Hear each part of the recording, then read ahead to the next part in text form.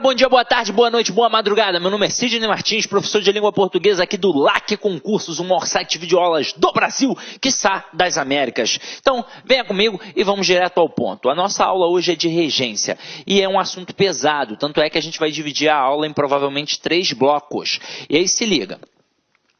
Quando a gente fala em regência, a gente tem a regência verbal e a regência nominal. É, na verdade, a exigência de um termo regente, que pode ser o verbo ou o nome, exigindo uma preposição para que aquele verbo ou aquele nome faça um sentido de forma ampla na sentença. Então é por isso que a gente tem a regência verbal e a regência nominal.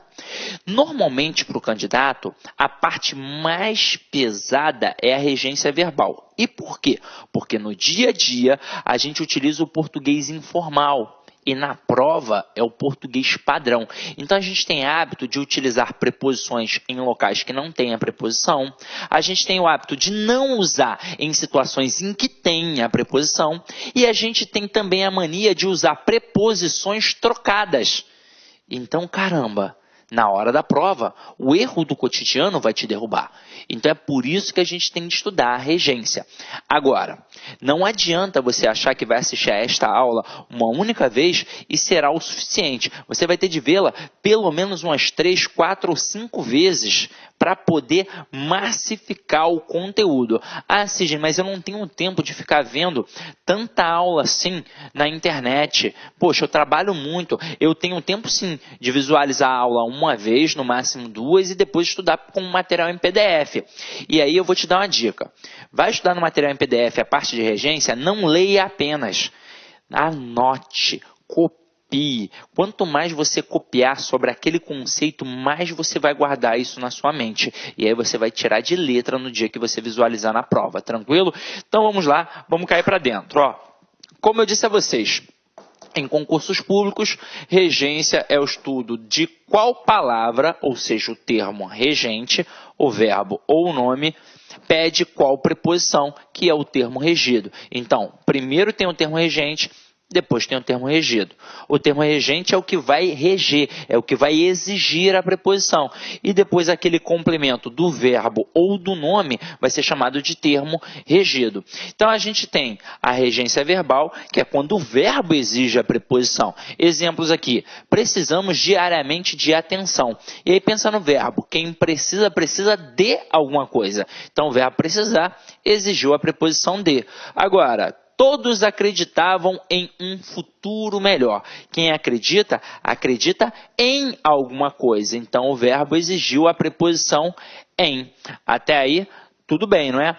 Agora, olha a regência nominal. É quando um nome exige uma preposição. Então, a gente tem aqui, ó, tenho medo de fantasmas. O nome medo trabalha com a preposição de. Porque quem tem medo de alguma coisa.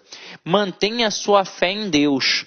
A palavra fé exige a preposição em. Quem tem fé em alguém. O homem era fiel à sua esposa. O nome fiel exige a preposição a. Quem é fiel a alguém. Agiram contrariamente às ordens. O nome contrariamente exige a preposição a.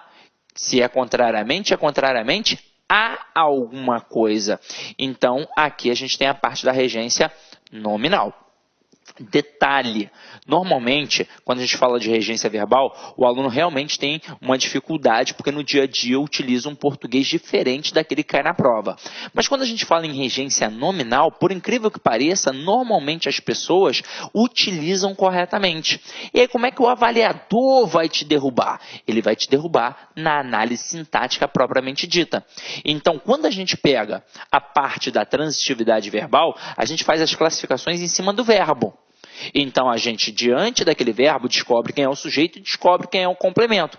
Como nós temos 3 verbos classificatórios, o verbo transitivo, o intransitivo e o de ligação, nós temos 3 tipos de classificações. A gente tem a possibilidade de ter um objeto, que pode ser direto ou indireto, como vimos na aula de transitividade verbal. A gente tem a possibilidade de ter um adjunto adverbial e a gente tem a possibilidade de ter um predicativo do sujeito. Enquanto a gente trabalha ali com o verbo. O verbo transitivo pede o objeto. O verbo intransitivo trabalha com a adjunta adverbial. E o verbo de ligação trabalha com o predicativo do sujeito. Só que agora a gente vai falar de nome. E quando um termo está ligado a um nome, ou é um complemento nominal, ou é um adjunto adnominal. E quando a gente fala em nome na língua portuguesa, num primeiro momento a gente pensa no substantivo, que é a classe responsável por nomear os seres e as coisas. Mas a gente tem, na verdade, 3 elementos: o substantivo, o adjetivo e o advérbio. E por quê? Porque são correspondentes às 3 formas nominais do verbo. A gente não tem o particípio, o gerúndio, o infinitivo. O particípio corresponde a um adjetivo, o gerúndio corresponde a um advérbio, o infinitivo corresponde a um substantivo. Então, quando a gente tem elementos ligados morfologicamente a um destes 3 termos gramaticais, substantivo, adjetivo e advérbio, a gente vai ter sintaticamente como classificar aquele termo apenas em adjunta adnominal ou complemento nominal. Então, a gente vai fazer uma brincadeira aqui agora. A gente vai definir como é que funciona o complemento nominal e como é que funciona o adjunto adnominal.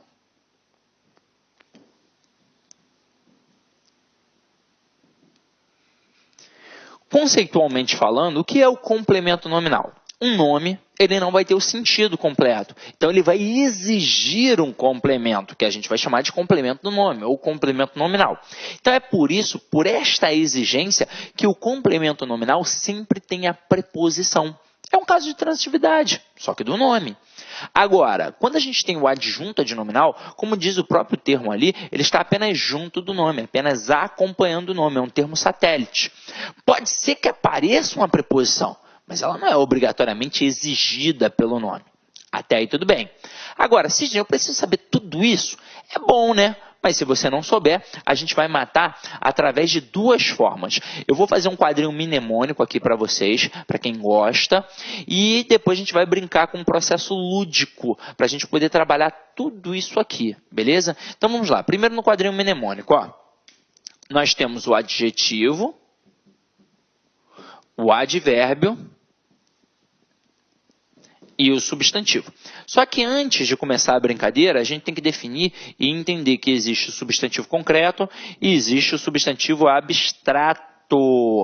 Vou colocar aqui 2 vezes, porque nós teremos... E aí, galera, gostou da aula do professor? Quer continuar assistindo a videoaula? Aliás, você quer assistir as nossas 187 videoaulas para o concurso da Universidade Federal da Fronteira do Sul?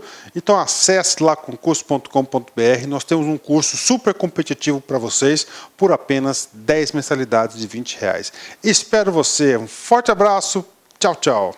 Clique lá.